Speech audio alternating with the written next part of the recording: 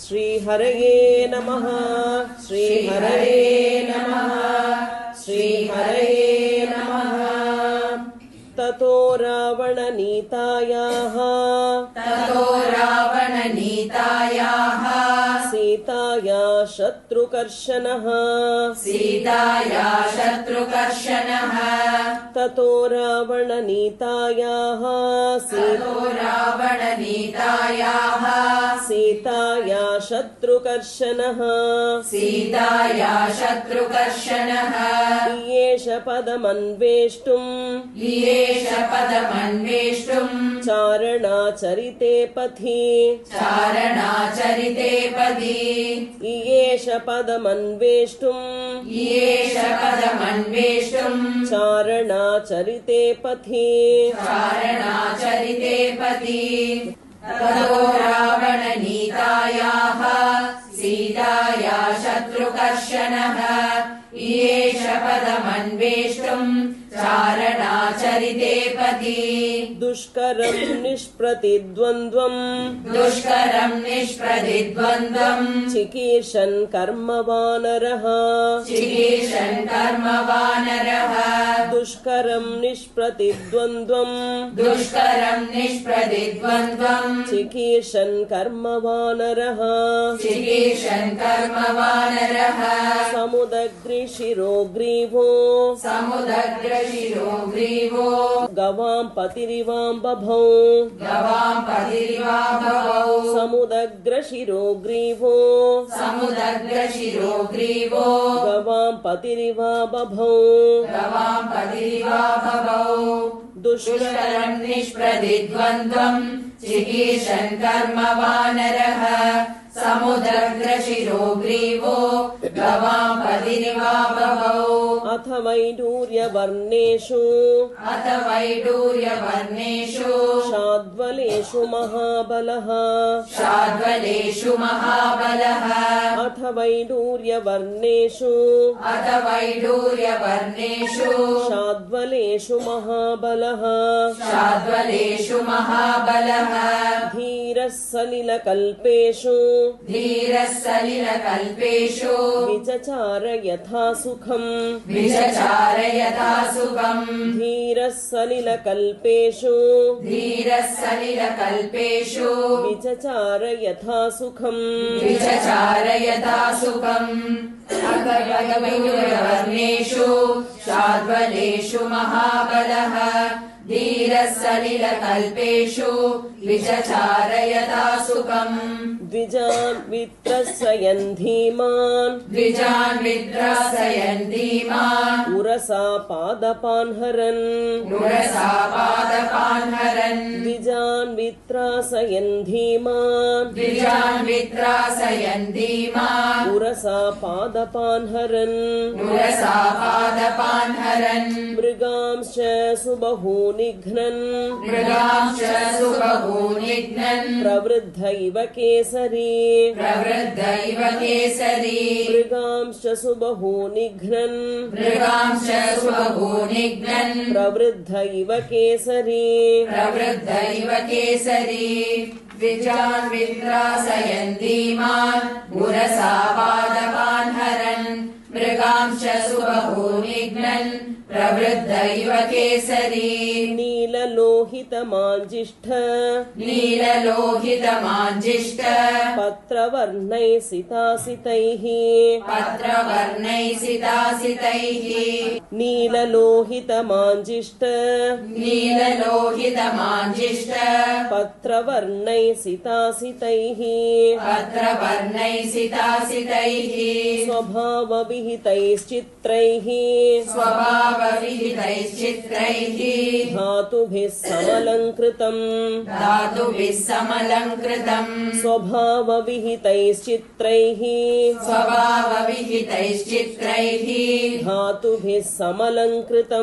धातुभिः समलङ्कृतम् नीललोहितमाञ्जिष्ठ पत्रवर्णैः सितासितैः स्वभावविहितैश्चित्रैः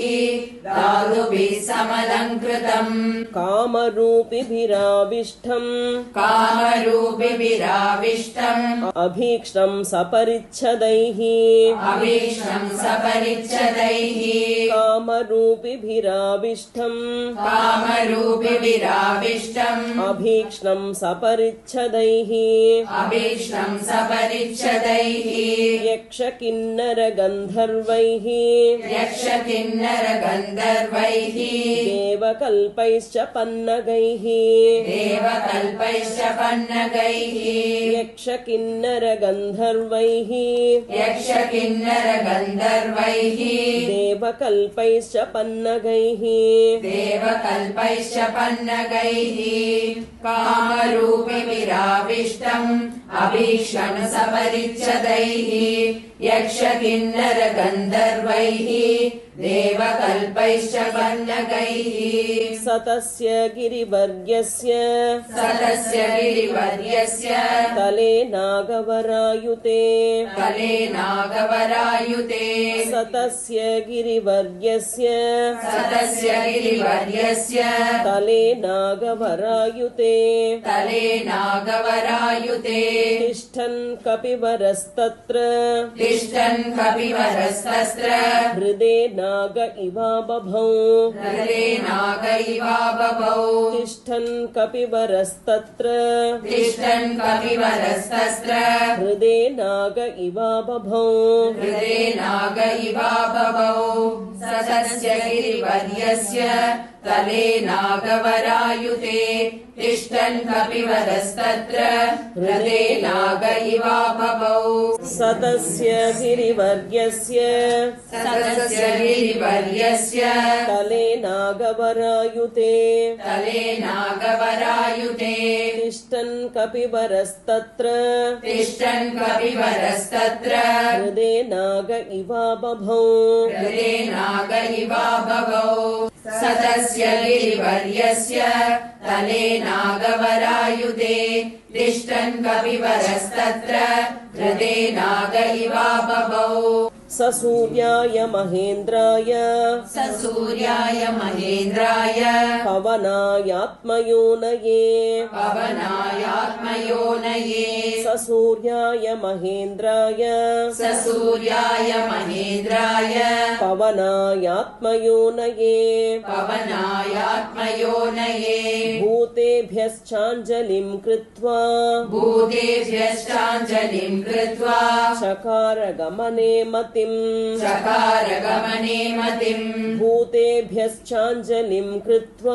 भूतेभ्यश्चाञ्जलिं कृत्वा चकार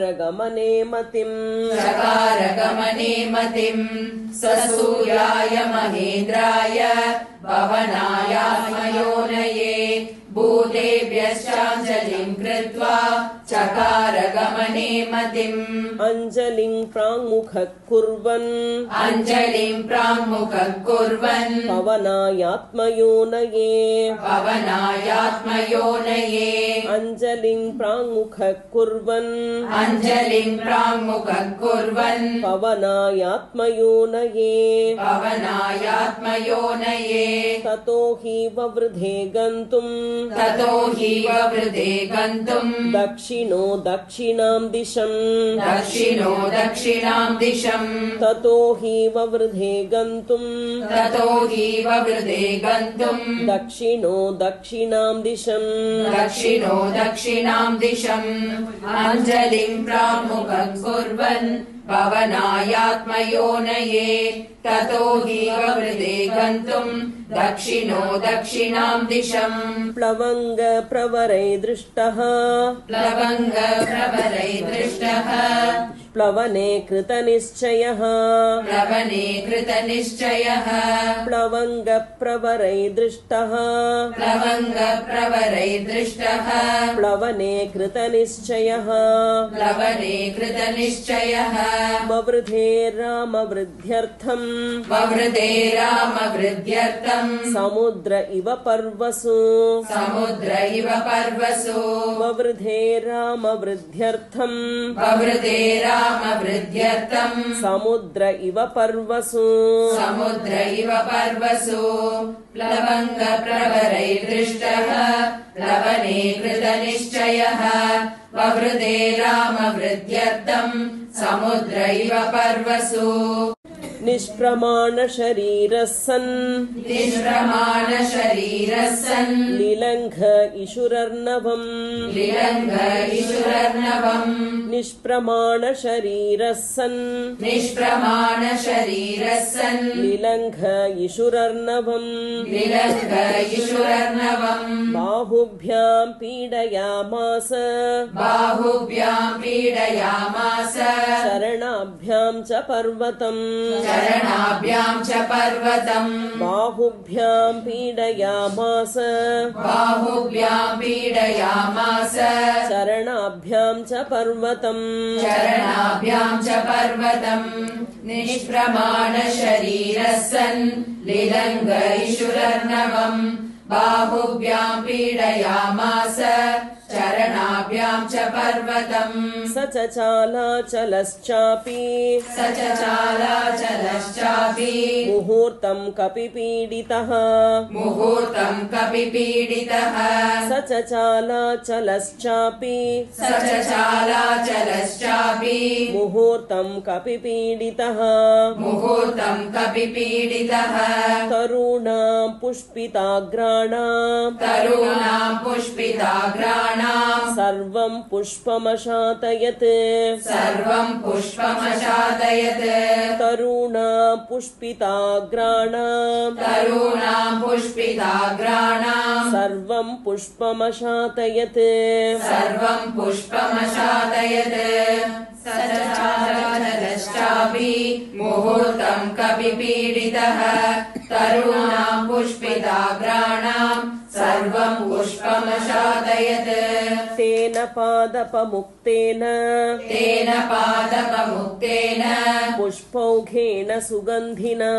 पुष्पौघेन सुगन्धिना तेन पादपमुक्तेन तेन पादपमुक्तेन पुष्पौघेन सुगन्धिना पुष्पौघेन सुगन्धिना सर्वतः संवृतः शैलो सर्वतः संवृतः शैलो बभौ पुष्पमयो यथा बभौ पुष्पमयो यथा सर्वतः संवृतः शैलो सर्वतः संवृतः शैलो बभौ पुष्पमयो यथा बभौ पुष्पमयो यथा तेन पादपमुक्तेन पुष्पौघेन सुगन्धिना सर्वतः संवृतः शैलो बभौ पुष्पमयो यथा तेन चोत्तमवीर्येण तेन चोत्तमवीर्येण पीड्यमानः स पर्वतः पीड्यमानः स पर्वतः तेन चोत्तमवीर्येण तेन चोत्तमवीर्येण पीड्यमानः स पर्वतः पीड्यमानः स पर्वतः सलिलम् सम्प्रसुस्राव सलिलम् सम्प्रसुस्राव मदम् मत्त इव द्विपः मदम् मत्त इव द्विपः सलिलम् सम्प्रसुस्राव सलिलम् सम्प्रसुस्राव मदम् मत्त इव द्विपः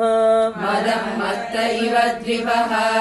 तेन चोत्तमवीर्येण पीड्यमानः स पर्वतः